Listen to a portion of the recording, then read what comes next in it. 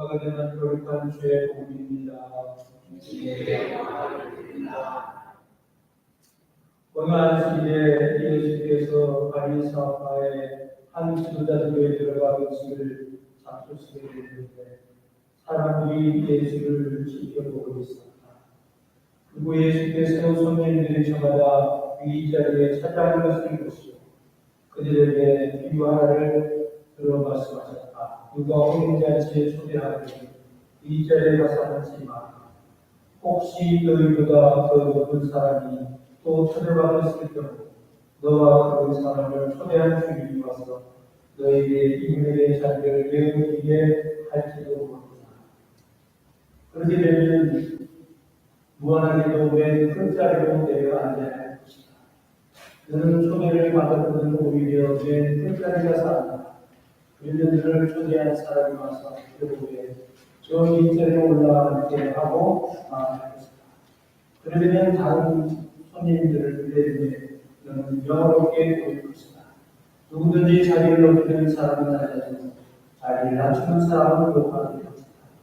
예수께서 당신을 초대한 사람들에게 말하여 너는 점심이나 저녁을 차려놓고 사람들을 초대하되 친구나 형제나 친척이나 잘 사는 이웃 사람들을 부르지 마라. 그렇게 하면 너도 그들에게 초대받아서 내게 베풀어준 것을 도로 받게 될 것이다. 그러고 너는 잔치를 베풀 때에 오히려 가난한 사람, 불구자, 절벽가리, 소묘 같은 사람들을 불러라. 그러면 너는 행복하다. 그들은 갚지 못할 테지만 의인들이 구원할 때에 하나님께서 대신 갚아주실 것이다. 이는 주의 복음입니다.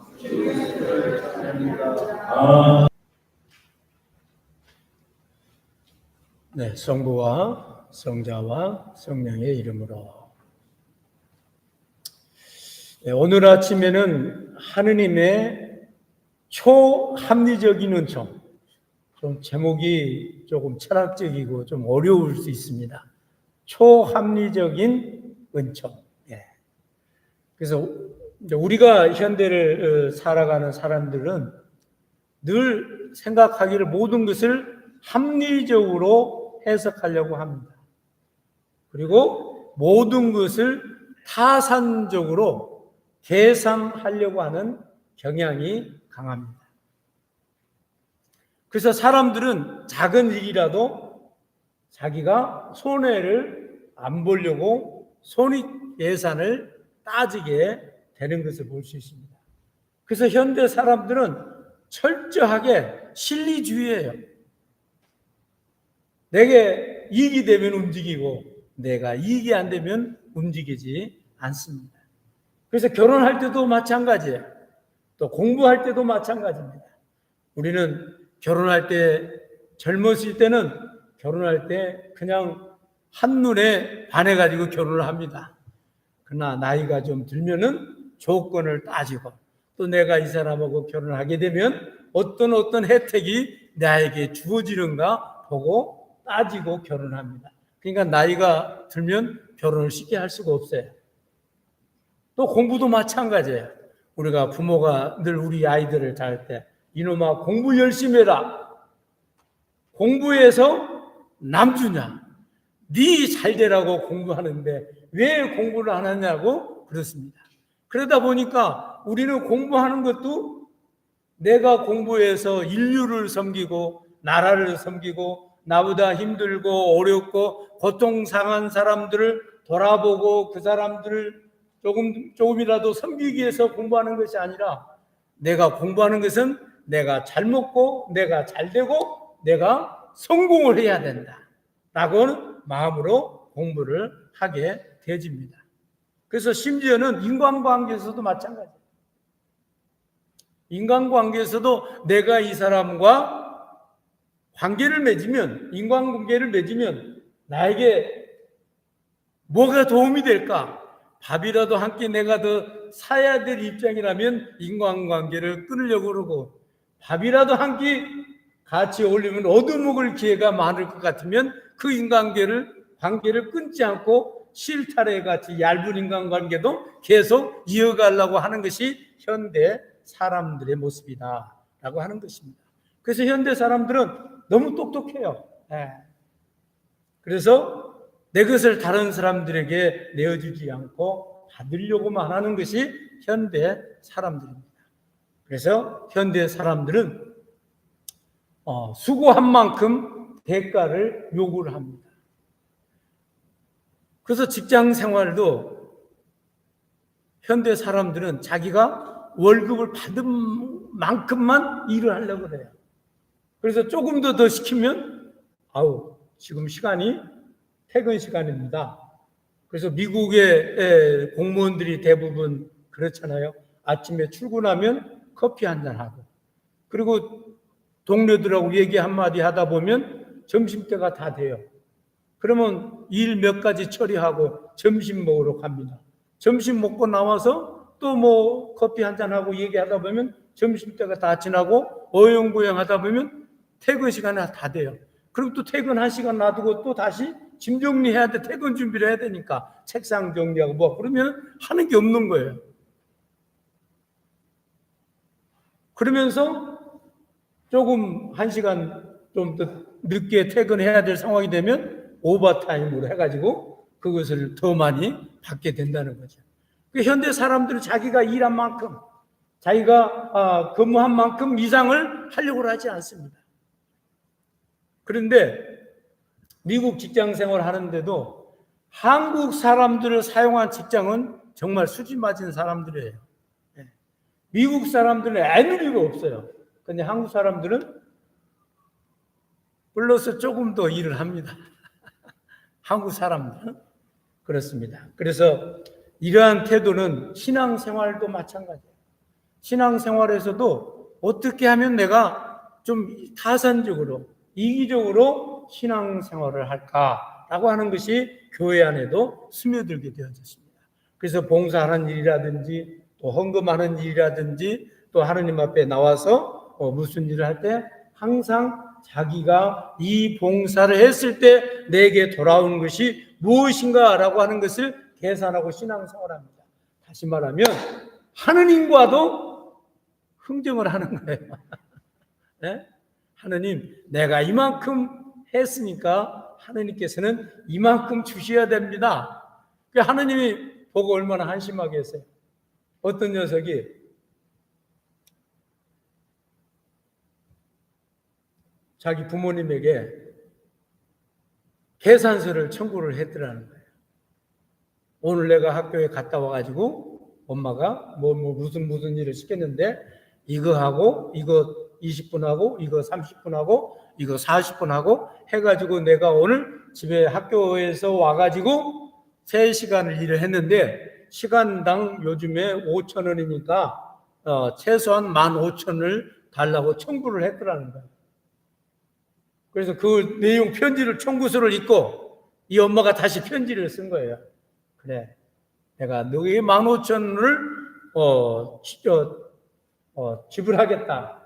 그러나 나는 너를 놔줬고 네가 입고 있는 옷도 공짜고 모든 게 공짜, 다 공짜인데 네가 15,000원을 청구하니까 이것마저도 내가 주긴 하겠다. 그러나 너는 시집 가기 전까지, 장가 가기 전까지, 학교에 부모에게 떠나기 전까지는 모든 게 풀이다.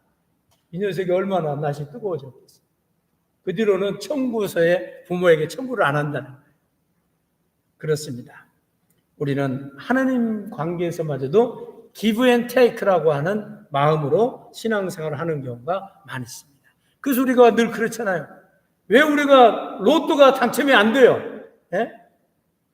로또가 당첨이 안 된 이유는 하느님, 이 로또가 당첨이 되면 내가 이런 일을 하겠습니다.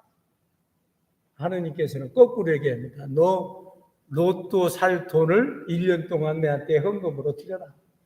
그리고 나서 사면 내가 너에게 로또를 생각해 보겠다. 그런데 우리는 로또가 당첨이 되면 드리겠다는 거예요.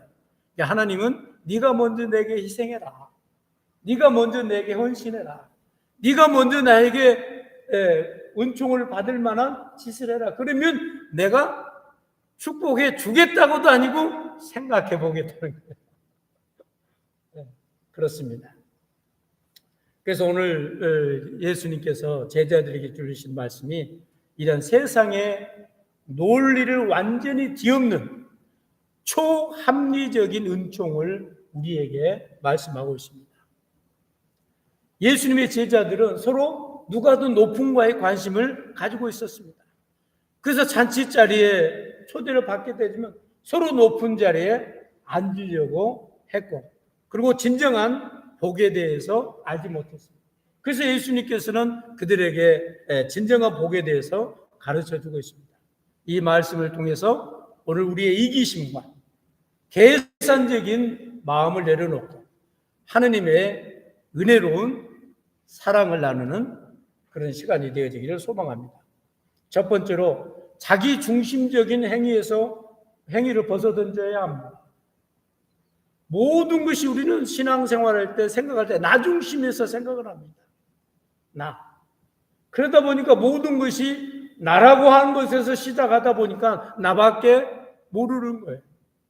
그리고 결코 손해를 보려고 하지 않습니다. 그래서 잔치집에서도 나를 생각하다 보니까 기왕이면 잔치집에 가면 어디에 앉고 싶어요? 상석에 앉고 싶지요. 네? 상석에 앉고 싶죠. 그 왜 그래요?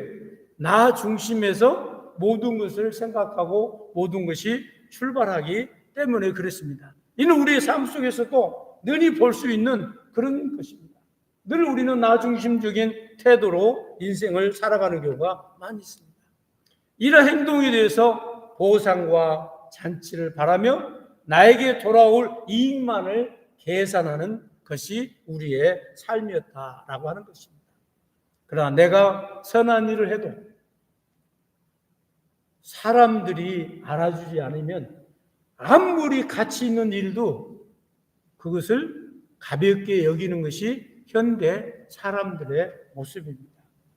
그래서 예수님께서는 머리에 기름을 바르고 구제할 때 오른손이 하는 것을 왼손이 모르게 하라고 말씀하고 있습니다.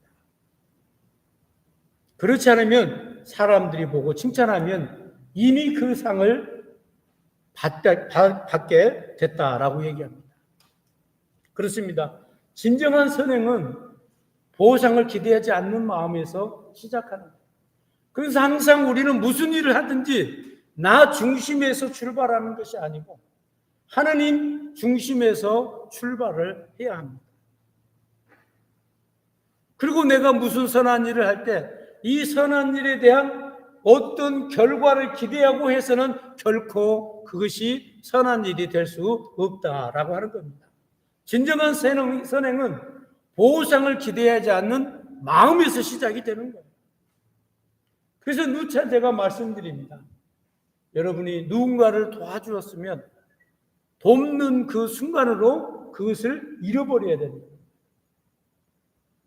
근데 잃어버리기가 쉽지 않아요.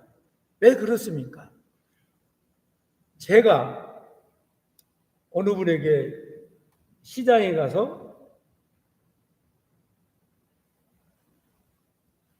뭘 하나 샀는데 1센트가 부족했어요. 같이 간 친구에게 1센트만 빌려달라고 얘기를 했어요. 그 친구가 빌려줬어요. 1센트 얼마나 작아요. 그러니까 저는 세월이 지나면서 그걸 잃어버렸어요. 근데 이 친구는 항상 그 1센트에 대한 빌려줬다고 한 걸 기억하고 있는 거예요. 왜 기억하고 있습니까? 자기 호주머니에서 나갔기 때문에 기억한 거예요. 자기 호주머니 나갔기 때문에. 빌린 친구는 자기 호주머니에서 그 1센트가 나가지 않았기 때문에 잃어버린 거예요. 어느 날 얘기를 합니다. 야, 너 왜 1센트 안 갚냐? 내가 너에게 언제 1센트 빌렸냐? 그 친구는 그날 상황을 다 기억하고 있고 심지어는 그날 날씨까지 기억해요. 그날 날씨까지 기억한다. 그렇습니다. 나에게서 나가는 것은 우리가 잃는다는 것이 얼마나 힘들고 어려운지 몰라요. 그럼에도 불구하고 우리는 우리에게서 나가는 모든 선행과 친절과 모든 것은 섬기는 순간에 잃어버려야 된다는 거예요. 잃어버리지 않는 한은 항상 그것이 나를 힘들게 하고 나를 그것으로 인해서 내가 고통 가운데 있게 되기 때문에 그렇습니다. 우리가 아무런 대가 없이 순수한 마음으로 선을 행할 때 하나님께서는 우리의 선행을 기억하시고 보상해 주신다라고 하는 것을 우리는 기억해야 됩니다. 그래서 내가 베푼 작은 친절 하나, 봉사, 하나님 앞에 드리는 그 모든 것들을 인정받고 싶은 마음이 혹시 있는지 우리 자신에게 물어봐야 됩니다. 그리고 만약 아무도 알아주지 않아도 그 일에 계속할 마음이 있는지 우리 스스로를 점검해 볼 필요가 있습니다. 두 번째로, 이웃을 위해 순수한 선행을 추구하는 것입니다. 예수님은 잔치의 주인이 사람들을 초청했습니다. 그런데 오늘 본문에 뭐라고 얘기했냐면, 잔치집에 부자나 잘 사는 사람이나 친한 사람을 초청하지 말라는 거예요. 그 사람들은 내가 너에게 섬김을 받았기 때문에 언젠가는 그것을 다시 갚음을 받을 수 있게 된다는 거예요. 그래서 내가 행한 모든 선행은 그것이 단회적이어야 된다는 거예요. 그것이 어떤 보상으로 돌아온 선행은 결코 선행이 될 수 없다라고 하는 것입니다. 그럼 우리는 누군가에게 무슨 일을 베풀 때 그 순간으로 잃어버려야 됩니다. 뿐만 아니라 그 순간으로 단회적으로 끝나버려야 됩니다. 그래서 친구를 청하지 말고 전혀 갚음을 할 수 없는 가난한 자, 병든 자를 청해야 복이 있다라고 우리 주님께서 말씀하고 있습니다. 그래서 나에게 돌아올 이익이 아니라 이웃이 필요로 할 때에 그것을 도와주는 것이 중요하다는 거예요. 계산적인 마음으로 상대방에게 무엇을 얻을까 생각하면서 하면은 얼마나 피곤한지 모릅니다. 여러분, 기왕에 밥 살 때 기대하지 말고 사세요. 내가 이 친구에게 이 밥을 샀으니까 언젠가는 이 친구도 나에게 밥을 사야지. 만약에 안 샀어요. 2번 샀는데도 안 샀어. 3번 샀는데도 안 샀어. 그러면 어떻게 될까요? 그 친구하고는 친구 관계가 끝나요. 왜? 내가 그 친구에게 무언가를 기대함으로 그 친구와 관계를 맺어갔기 때문에 그렇다라고 하는 것입니다. 내가 도와주지 않으면 쓰러질 사람, 아무도 돌보지 않는 사람, 그런 사람에게 순수한 마음으로 다가가서 진정한 그리스도의 사랑을 행하는 저와 여러분이 되어지기를 소망합니다.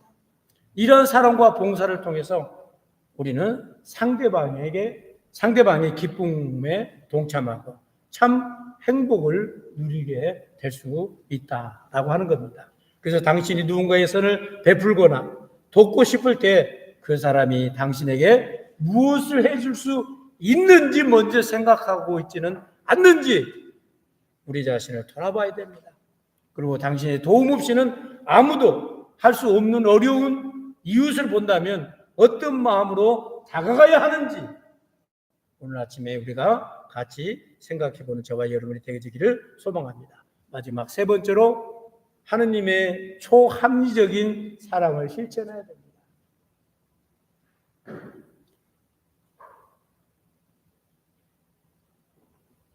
하느님의 초합리적인 선행을 신청하게 되어질 때 갚을 것이 없는 자를 초대해서 그들에게 베풀었을 때 부활하시고 난 후에 주님께서 우리를 의인의 자리로 보상을 해주신다라고 말씀하고 있습니다. 이는 하느님의 사랑이 바로 초합리적인 사랑입니다. 너희는 사랑하는 자를 사랑하면 무슨 상이 있으리요? 그렇잖아요. 내가 사랑하고 싶은 사람 사랑하는 거 얼마나 쉽습니까? 내가 좋아하는 사람 초대하는 거 얼마나 좋습니까? 기쁩니까? 그러나 내가 초대하고 싶지 않고 내가 사랑할 수 없는 평생의 철천지의 원수, 내 눈에 흙이 들어가기 전에는 도저히 용서할 수 없는 그 사람을 사랑하는 것이 뭐예요? 초합리적인 그리스도의 사랑이고 은총이다라고 하는 것입니다. 그래서 마태복음 5장 46절에 보니까 내가 사랑받고 사랑하는 것은 누구나 할 수 있는 일이다. 진정한 사랑은 나를 미워하는 사람, 사랑할 수 없는 사람, 그리고 갚을 능력이 없는 사람에게 사랑을 베푸는 것이 진정한 사랑이다 라고 예수님께서는 우리에게 말씀하고 있습니다. 우리에게 어떤 자격도 갚을 능력도 없지만 예수님은 우리를 위해 십자가를 지셨습니다. 이것이 바로 하느님의 사랑이고 그 사랑이 바로 초합리적인 은총이다라고 하는 것을 우리는 알 수 있습니다. 초합리적인 사랑을 실천해야 합니다. 당신의 삶 속에 당신의 도움을 전혀 갚을 수 없는 사람에게 순수한 마음으로 선을 행하는 것, 이것이 바로 초합리적인 사랑입니다. 말씀에 결론을 맺습니다. 그러므로 사랑하는 교우 여러분, 은혜에 의해 굳건히 서는 삶은 우리를 이기심과 계산적인 마음을 버리고 하느님께서 보여주신 초합리적인 은총을 삶으로 실천하는 것입니다. 그러므로 우리는 선행은 대가를 바라는 것이 아니라 순수한 마음으로 실행하는 겁니다. 줄 수 있는 기회가 있음에도 감사하고 사랑을 베풀 수 있음에 그 특권으로 감사할 수 있는 경험을 할 수 있는 저와 여러분이 되어지기를 소망합니다. 그래서 하나님은 우리가 세상에 칭찬이나 즉각적인 보상을 바라는 대신 오직 그분의 마음으로 이웃을 사랑할 때 의인들의 부활 시에 큰 복으로 주님께서 우리에게 약속해 주신 것을 믿고 간구하는 저와 여러분이 되어지기를 소망합니다. 성부와 성자와 성령의 이름으로.